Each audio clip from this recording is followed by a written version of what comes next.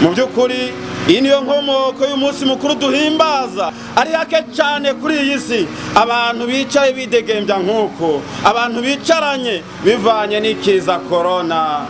Tumenye inkomoko y'ibiza n'ingorane, ngo ni ibihano kubahakana, kandi kakaba ari n'akazawadi, icyo twakwita akaganuke kubemera Imana. Isaac TV. Oh.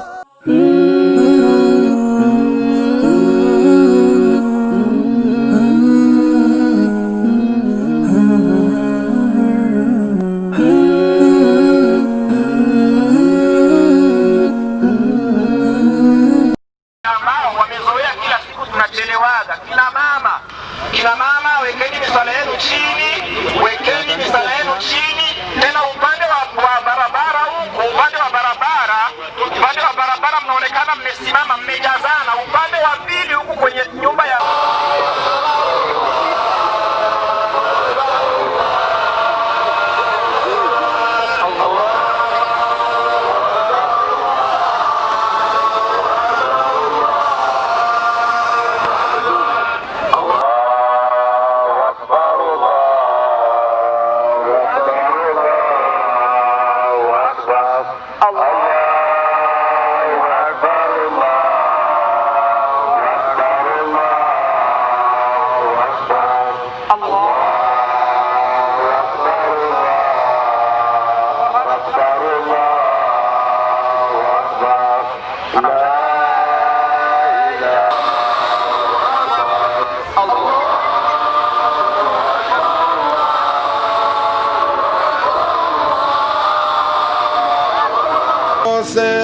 n'abandi bose bazokurikira ntumwa gushika ku munsi wabo wa nyuma. Dusaba Allah subhanahu wa ta'ala adushire muri ico gitigiri, amin. Bene cyubahiro bavukanyi ba Islam, ibadallah, inna yawmakum hadha komeye cyane nkuko Imana abishingiye ntahe muri Qur'ani nyeranda, wa huwa yawmul eid al-adha wa nahr, no munsi wo kubaga, akari umunsi wo gukerera ibitungwa kwitegeko rikomotse kwa Allah subhanahu wa ta'ala. Fasalli li rabbika wanhar, senga kubw'umuremyi wawe, wongere ubage kubw'umuremyi wawe. Li anna an-nasa yudahuna wa yanharuna fihi, wa inna lilmudahi bikulli sha'ratin hasanatun wa bikulli sufihi hasana. Uwo wese abaga kuno munsi arafise impera, kuko ubwoya bwose bw'igitungwa yabaze arandikirwa impera imbere ya Allah subhanahu wa ta'ala. Kandi ibyiza byose aza gukora, bwaba ubwoya, yaba amaraso aza gusesa, aza gushika kwa Allah subhanahu wa ta'ala imbere yuko akorokera hasi ku butaka. Aya n'amajambo ya Allah subhanahu wa ta'ala avuga ati la yanallahu luhumuha, ngo Allah subhanahu wa ta'ala icakeneye sizijya nyama muza kubaga uno munsi, ahubwo walakin yanalu taqwa, icakeneye kuri twebwe ashaka kuraba ninde aza gushira mu ngiro iki kintu twamaze gutegekwa. Mbega coco bagikomoka hebe n'icubahiro bavukanyi ba Islam, nuko mu mico n'imigenzo y'intumwa y'Imana Muhammad nyahugira amahoro n'imihezagiro by'uhoraho tubwirwa duti laqad kana lakum fi rasulillahi uswatun hasana liman kana yarju Allah wal yawmal akhir wa dhakara Allah kathira.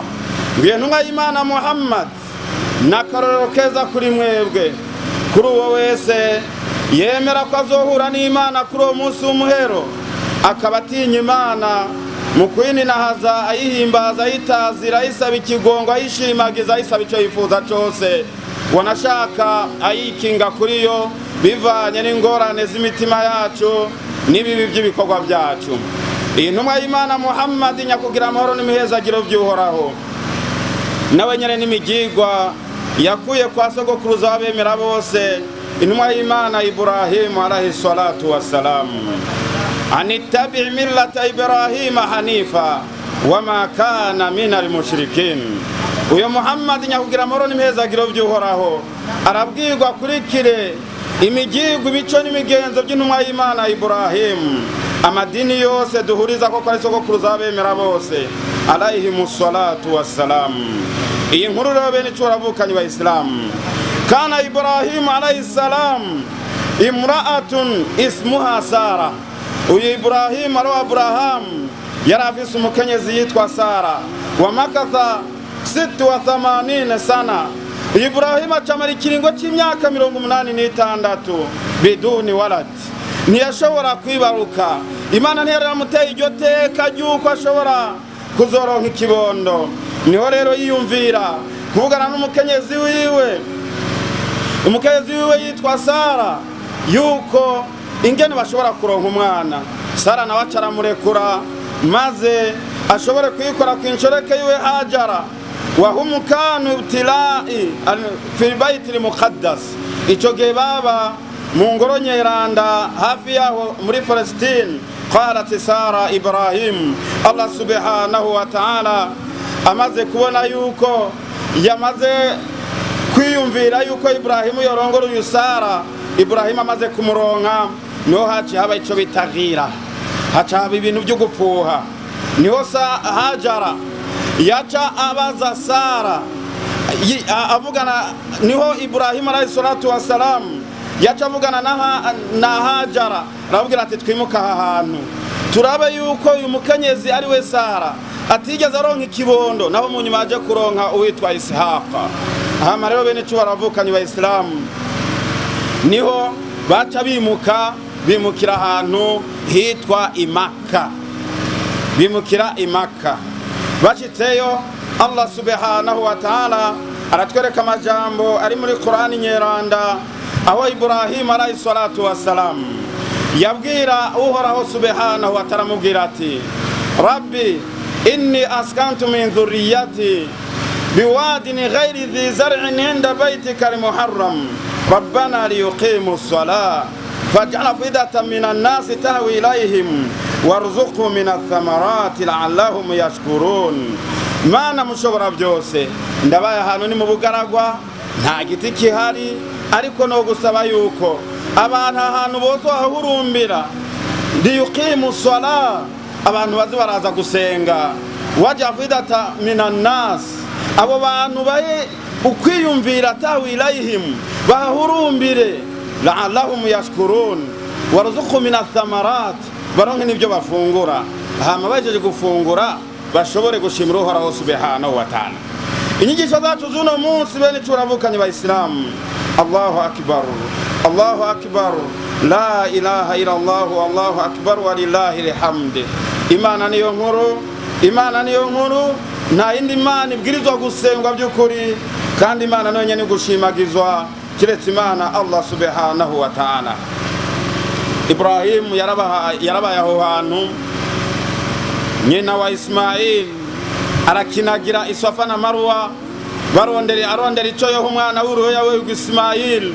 Mugabo byaragoranye gato kugera naho umwana arira akwaruza ibitsinsiri byiwe hagati ya Safa na Marwa. Niho haje kuboneka amazi yitwa Zamzam, avuga muri ico kirimi cyabo kuko ntibarabarabu ati abwira niwegerane tekana.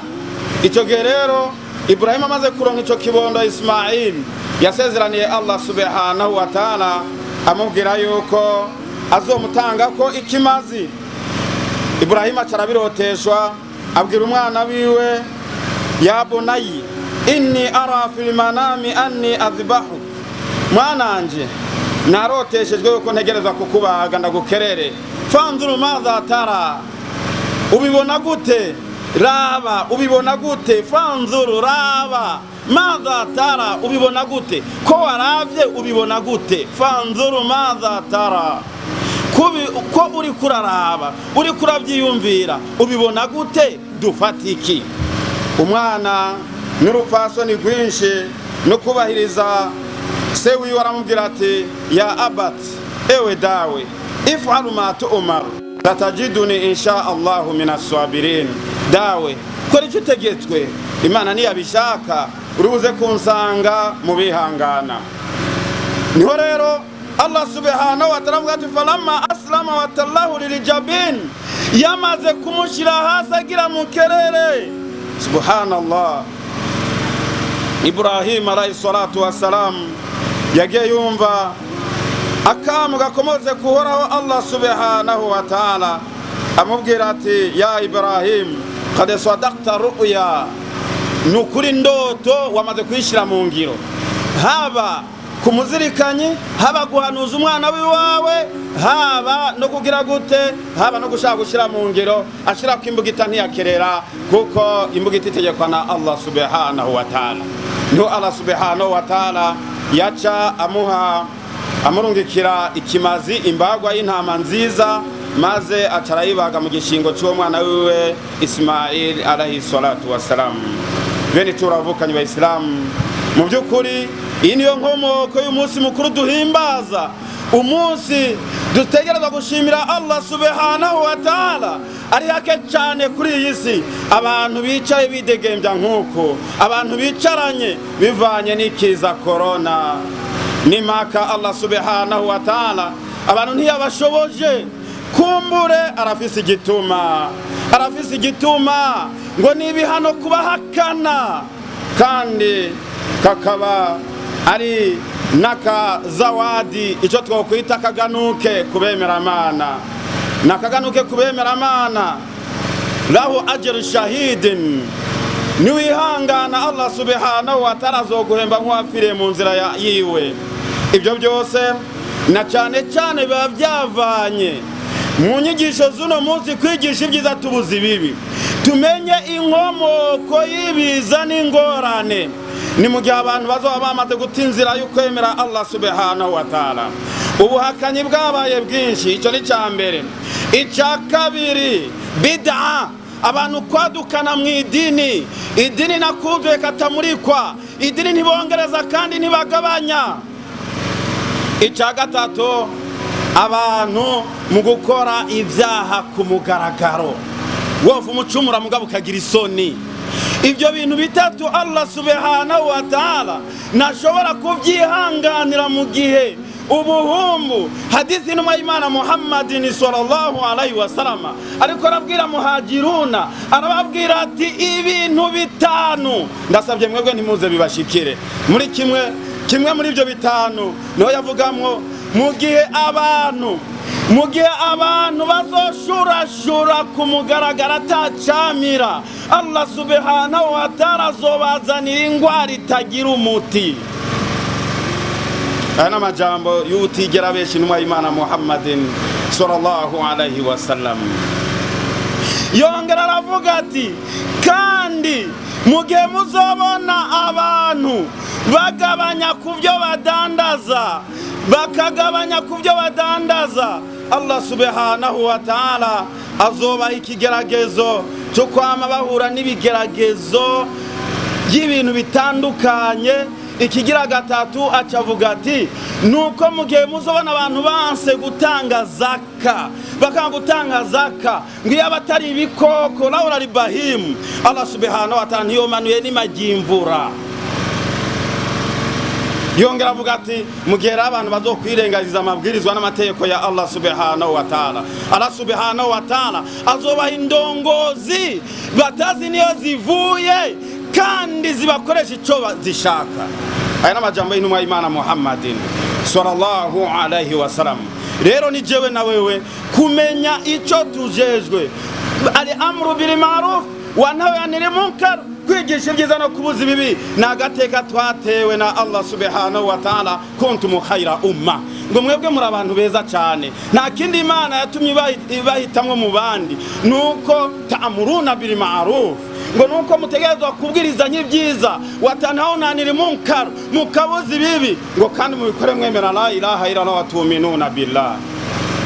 Ngo suratul Maida Allah subhanahu wa ta'ala avuga ati ya ayyuhalladhina amanu alaykum anfusakum la yadurukum an dhalika idha tadaytum, ngo yemwe abemeye mwese niyimenye, uwazimiye ntaca azobagira mu gihe muzoba mugororotse. Ibyo rero abasigura Qur'an bavuga ni mu gihe bya fitina, mu gihe by'amageragezwa. N'icya gatatu twarungitswe n'indongozi, kubaha indongozi kandi mu gihe cy'amageragezwa. Umumwe wese, hadithi ya Hudhaifa radiyallahu anhu ibn al-Yamani, nuko umumwe wese mu gihe byanse basi nuko yo kwimenya, mugabo ntugira kagwi. Ibyo ndabivuze bene icyo baravukanye ba Islam. Umwanya nk'uyu n'umwanya mwiza wo gushikiriza ubutumwa, uwumva kumva, utumva basi. Ariko twibuka yuko muntu wese uzi ko waje gusenga ngaha wari ufise ubushobozi bwo kubaga. Intumwa y'Imana Muhammadin sallallahu alaihi wasallam avuga ati, man kana lahu si'atun wa lam yudah fala yaqrabanna musallana. Hadithi iri mu gitabo cya Imam Ahmad. Uzi yuko arafise ubushobozi bwo kubaga, mugabo akaba amaze gushira ku nyako atozobaga imisi nine, uwo ntaze yegera aho dusengera. Subhanallah. Nyawugira amahoro n'imihezagiro Muhammadin sallallahu alaihi wasallama, nuko tuzi ko ku munsi w'umuhero niwe shafi'un, niwe adosabira abantu bose muri rusangi, mugabo arakugabishije n'ahasenge ntuzuhegere. Abamenyi basigura hadithi yi, uzi yuko bise ubugumyi, udashaka guhinduka naho uza gusenga isengesho ryawe Allah ntaryemera. Udashaka guhinduka, hinduka kubera n'ubu turabikwibukije. Udashaka guhinduka isengesho ryawe nimfa gusa. Allahu akbar. Ku munsi umwe turindira intumwa y'Imana Muhammadin sallallahu dusabire abaroni nka bamaze gutima icyo n'imigenzo bya Qur'an mu kwigisha ibyiza no kubuza ibibi. Wa qala ar-rasul ya rabbi inna qaumi ittakhadhu hadha al-Qur'ana mahjura. Ibaze abantu bararindira ko Muhammad yodusabira, mugabo uze wumva arakwitwara ngo mana inna qaumi, abantu banje ittakhadhu hadha al-Qur'ana mahjuran. Qur'ani barayihunze, amabwirizwa yayo ntibashaka kuyumviriza, imico n'imigenzo by'intumwa sasara ntibashaka kugera kirenge mu kirenge ciwe, ntibashaka kwikoreza ingata yiwe. None amaze kukwitwarira urarindire ko azogusabira, no gusaba iherezo ryiza gusa. Rero mu gusozera inyigisho zacu z'uno munsi bene tubavukanye ba Islam, nuko icya gatatu badutuma icyambere agaciro kuno munsi, nuko Ibrahimu mu gishingo cy'umwana wiwe yahawe intama. Na wewe usabwa kubaga mu gihe ufise uburyo. Ingamiya itari munsi y'imyaka 5, inka itari munsi y'imyaka 2, impene itari munsi y'umwaka, n'intama itari munsi y'amezi 6. Kandi ntibibe bifise akanenge, ntibe yaravunitse biboneka, ibe ifise ihembe n'ambari ifise amahembe, ntibicumbagira, ntibe yarapfuye ijisho. Ibyo Allah ntabyo akeneye. Kandi Imana igutegetse ikintu abantu bashobora kuronka ko ushatse urarenga nzako. Inka imwe n'abantu 7, mugabo ushatse wibagura umwe. Mugabo intama ntiwoja munsi yayo, woja hejuru yayo 2 3. Mugabo kuvanguzanya urukwavu canke inkoko, ibyo nta birimwo. Ibyo nyine urabifungura nk'abandi. Hanyuma batarose, Allahu akbar, Allahu akbar. Intumwa y'Imana Muhammadin sallallahu alaihi wasallam yarabaze aravuga ati, ibi ni iby'iwanje Mana, izi nazo niza batashoboye kubaga muri umma wanje. Ntugire ikibazo, idini rya Islam ni idini ryoroshe. Icambere rero no kwigisha agaciro kuno munsi, gusabikanya kutwo twarose. Irayidi ni iminsi 4, takbira zibandanya, hanyuma twigina umunsi mukuru nk'uwo, aho abandi badashobora kwicara nk'uku. Hanyuma dushimira Uhoraho subhanahu wa ta'ala, twigisha ibyiza tubuze ibikiri cya 2, icya 3 kubaha indongozi. Ubwo rero n'ubutumwa nagira ndabashikirize. Allah subhanahu wa ta'ala avuga ati, ya ayyuhalladhina amanu in ja'akum fasiqun binaba'in fatabayyanu. Mwabemeye mushikiwe n'inkuru itanejereje y'umuntu atari umwizigirwa, muyitohoze. Nuko mufti wacu aho bavuga yo bayaragurishije arafise impapuro, ingene niwe azitwereka, ibisigaye arani wabizi wenyene. Kijya kibanza cari ikibanza cha jamiya ni communauté ngo y'abasuni, mugabo natwe turabasuni, mugabo ntitwa communauté yiki, communauté ya Komibu. Hama rero bagihabwa ari 57 ari, bamaze guhabwa icyo kibanza 57 ari, hari hasigaye 11. Babategetse yuko batari kure kwagurisha, bahawe na meri ya Bujumbura, bahakorera ibintu by'idini gusa mu Kabondo. Bamaze kwakorera ibintu by'idini, maze baje barahakorera isuku. Ariko atwaye abafaziri bahubake ntibyakunze yuko ahubaka. Ibyo mvuga yarabinyereze ku rupapuro byerekana abantu benshi. Hama rero avuga ati rero ko batahubatse yagiye gutohoza muri meri asanga meri yarahisubije, arafise n'ibitasi byo muri meri. Mugabo nambari ubuhinga yakoresheje Imana niyo ibizi yonyene, acarandika ikete mu kwezi kwa kane yuko meri yo hamusubiza aho hantu hahora rahasuni hakaba ha communauté islamique komibu maze kuharonka. Rero arababwira ati kandi naharonka nzoca ndahagurisha, yandikira leta uko nyene. Hama rero baca baramuhinyisha mu kwa gatandatu, yanditse ikete mu kwa kane, maze rero inyishu yaronka mu kwa gatandatu ko hamweguriye, baca bamuha n'ibitasi yuko mera ariyo yahori hariha babasuni batari bakihafise. Iyo niyo nkuru mfise kugira twubarize indongozi intumwa y'Imana Muhammadin twasarama avuga ati naho bahumvise inkuru mbi uwo muntu umwegere umubaze, utabishoboye umutinya afata uwundi muntu murungike. Izo ni nguzo nkuru yatweretse, atwereka n'impapuro, atwereka n'ibitasi meri yahora iri hani hari hakira abahabe Islam. Mugabo akantu kampimbaye Imana niyibizi nuko yavuze ati nkaharonka ca ndahagurisha sanure komibu, naye baca baramwemerera. Dusabe Allah subhanahu wa ta'ala ikigongwe. Isaac TV.